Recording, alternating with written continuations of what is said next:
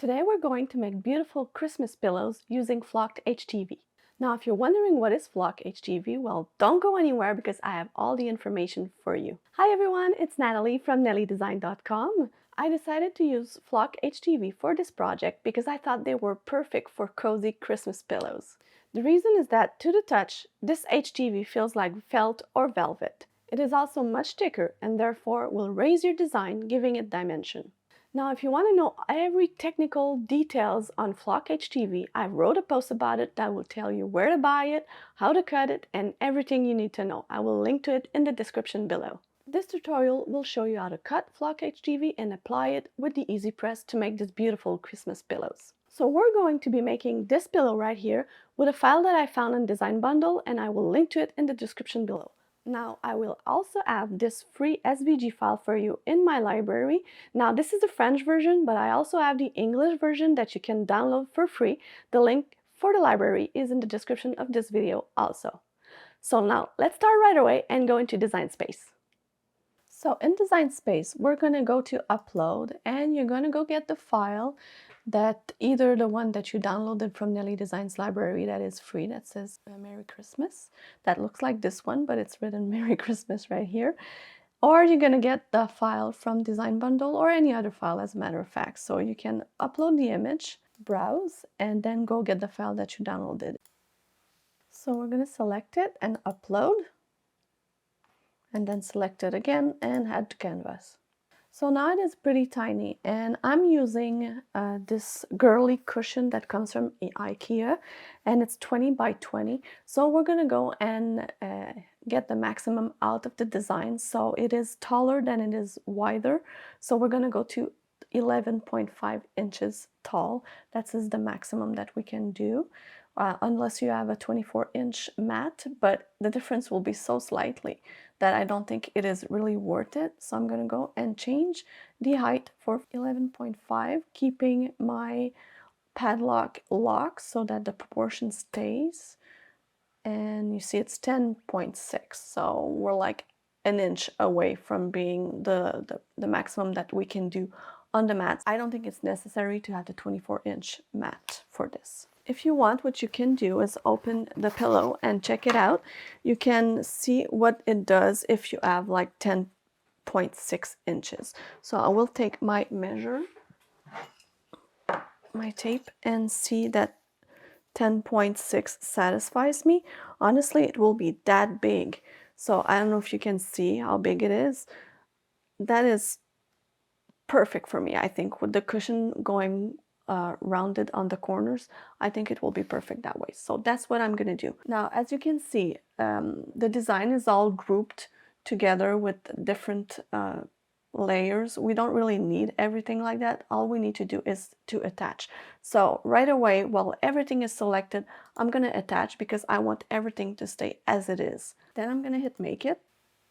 And I have a Maker 3, so I'll need to tell Cricut Design Space that I'm going to be cutting this on a mat. And that's done. So you see it takes most part of the mat. And now, as it is for HTV, you'll need to mirror this if you want the ho-ho-ho to be on the right side. So it's like any other HTV, you're going to need to click mirror. So we're going to continue, and now it's going to connect to my Maker. And what you might not know is that it is super cool. The Cricut Design Space has a setting for Flock HTV. So I tested it because that's what I strongly recommend is that you do too, especially when you make a big design like that with specialty material. You want to test it. So if it's the first time you use Flock HTV, or even if you haven't used it for a long time and you already know about it, please test it. I have a little test that I make. It's a little test that I do with a little A. In the corner, it doesn't take a lot. You see, I even cut too much out of it because it takes so little. It's 1 centimeter, like 0.3 inches high. I do an A, and if it comes out perfectly, that means my setting is perfect and I'm ready to make the big cut. So please do this. You don't want to waste any material, especially one that costs maybe a little bit more. So we're going to browse all material, and the setting I use is called Flocked Iron-On. So we're going to write Flock. I just write F-L-O-C. So you have it right here, Flocked Iron-On, and I put a little star on it because I needed to access it a little bit. So that's what I like to do. And if you read correctly, it said make sure mirror is turned on and material is face shiny side down. Yes, you need, like every other iron-on, to put the shiny side down on the mat. So that's what we're going to do right away. Okay, so I've cut a piece of flock vinyl, the size 12 by 12, because the one I bought was 15 by 36, I think, so it was way bigger. But I just checked on Design Space to make sure this, the 12 by 12 would be fine. And as I said, we're cutting like 11.5 by 11.5. So 12 by 12 is fine. There's a shiny side, a shinier side, I should say. So really put the shiny side down always, as you would do with any other iron-on or HTV. So if you see that your HTV wants to come off, because sometimes when you use a lot your mat, sometimes it gets less thicker, especially on the top left corner. If I turn the mat, it's top left corner again, so the bottom right or top left, they get less sticky.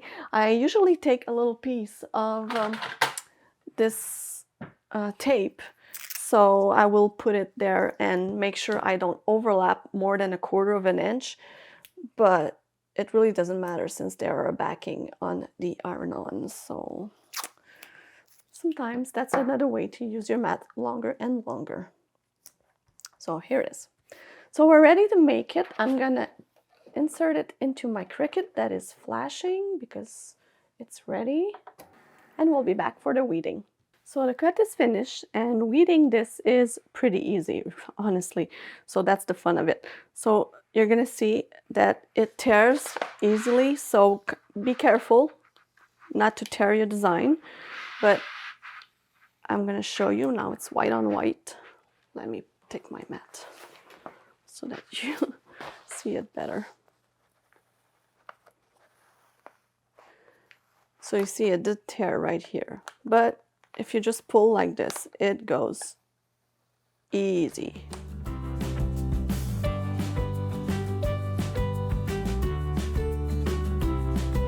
So the weeding is done. It took me about 5 minutes, so it wasn't that long. It's pretty easy to do, like I said.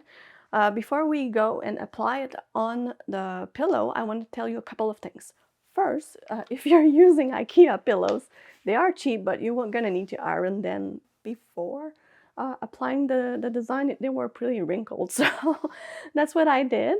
And make sure that you put the zipper down, because you don't want to end up with your design having the zipper on top or on the sides. So that's really important. If you like all my tips and this tutorial, I would really appreciate it if you will click on the like button, because it really helps me to move forward and do more tutorial for you.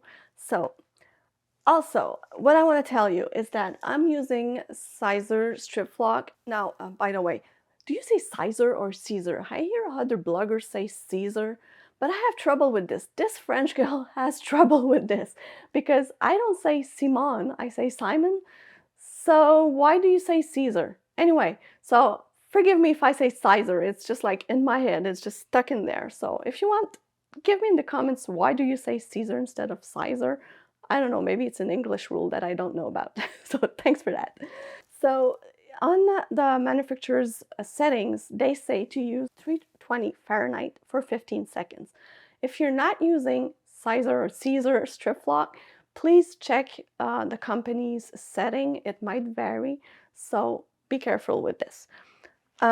Also, I did another pillow I showed you before with the trees. So there were 3 colors, and this was not layered on top of each other. Although you can do this with Siser Stripflock, I was not sure if it would look good. So the trees were cut one on each other, so you didn't have to put it on top of each other, but still it needed more than one application. So what I did, I applied the first tree for 5 seconds and then applied everything else and did a 15 seconds total for everything. So I just wanted to tell you, if you're using multiple colors or using the other design, that's what you're going to do. Now, you know I like everything to be centered, so what I'm going to do, I'm going to flip this in two, and I'm going to do a little press right here so that I have a press line to find the center. So it doesn't need to be very long. And I'm going to do this on the other side too, because I want to really find the center of the design. So like this, I have my line right here, so I'm going to press on that side and on this side to make sure I don't come in contact with the first line that I did, of course. So a little bit here, a little bit here. It doesn't really need to be very, very precise, very long either. So now I have my cross that is exactly the center. Now, in order to center this one, what I'm going to do is that you're going to see that it's pretty sticky. So on the side that is not sticky like this, I'm going to flip it, make sure I align the design, because it's not the center of the backing that I want to find, it's the center of the design. So make sure the design is aligned, press at the bottom, press at the top without pressing the vinyl. You don't want to press the iron-on or the flock vinyl. So now I have this. I'm going to do the same thing. Sorry, I need to tell it that I still want it open. Thank God for this setting, because I would forget so many times that it's on. So I'm going to do the same thing, align these little flourishes and just press it right here so that I find the center on that side too. So now it will be very easy to put it on the right side, because my zipper is at the bottom, to align this and align this. So top, bottom, left and right. And now you're sure that it's very centered.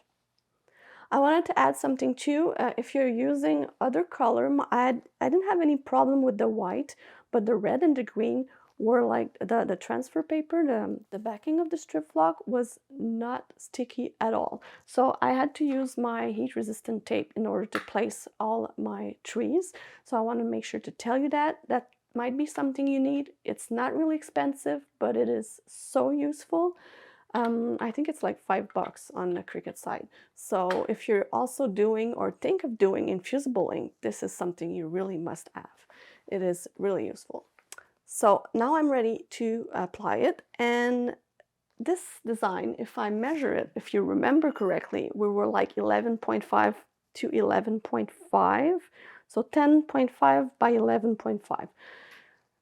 So my e-press is 10 by 12, so I'm going to be missing a little bit. So what I'm going to do, I'm going to apply my e-press to this, and then I'm going to move over and apply it to this little flourishes right after. It doesn't really matter if it overlaps. Seriously, it's not a big deal.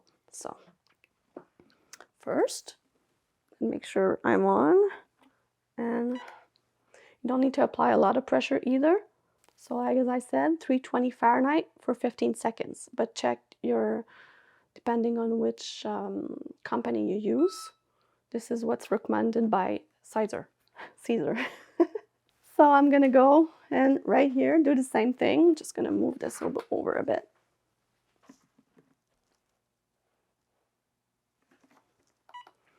And if you see that 100% cotton usually makes a little, it comes darker when you apply your e-press. Don't be alarmed by this. This is totally normal. When it comes back to the room temperature, it will totally go away. Don't be afraid. I don't know if you see it, but it's really darker right here. It's going to go away. It's going to be fine as soon as it comes back to the regular temperature.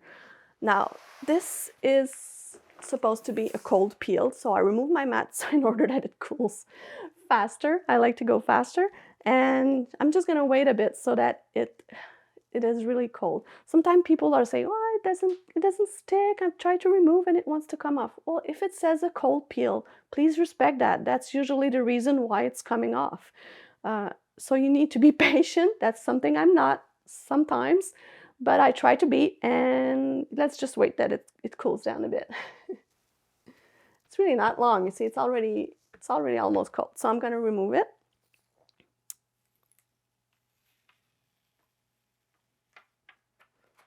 Slowly, just to make sure, because there are little intricate design. You see this one it wants to come off. So I'm probably going to be eating it just a little bit to make sure that these little lines will stay on the mat, and then really wait till it's very cold.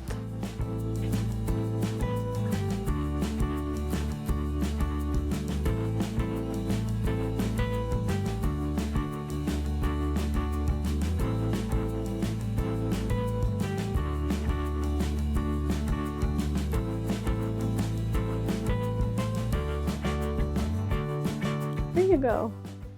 Isn't it beautiful? Now it doesn't really show on camera, but it is really textured and it is really soft. So I'm gonna put a pillow inside and I'm gonna take some pictures and show them to you so you can really see that the design is really lifted from the pillow. It's really beautiful. So if you want to check another video on how to layer vinyl, either adhesive or iron-on, please check out this next video. I'll see you later. Bye bye.